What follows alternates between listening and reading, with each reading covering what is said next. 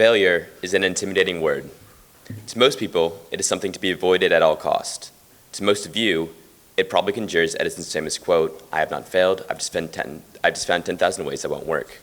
But let's face it, most of us aren't inventing the light bulb. Most of us can't afford to fail 10,000 times.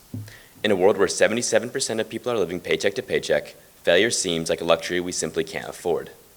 That issue is far beyond the scope of this speech, but that same problem presents itself at Acton. Here at Acton, we understand that innovation is inherently risky.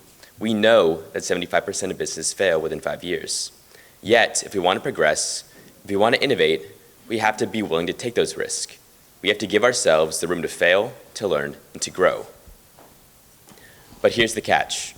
While we embrace failure as a necessary part of the learning process, we do not accept failures. So what's the difference? How do we build a culture that allows for failure while simultaneously removing failures? I believe it all boils down to one thing: complacency.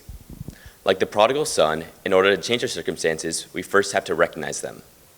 I'll be the first to admit it. I wasn't born with the ability to motivate myself.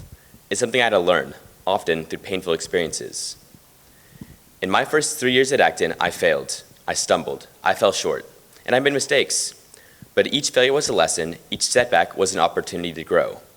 And through perseverance and determination, I learned to pick myself up and keep pushing forward. So to every Acton owner here today, I urge you to embrace failure as a catalyst for growth.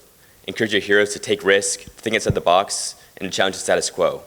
But never become complacent. Never settle for mediocrity. Because it's only by pushing ourselves to the edge of our limits that we can truly achieve excellence. Thank you.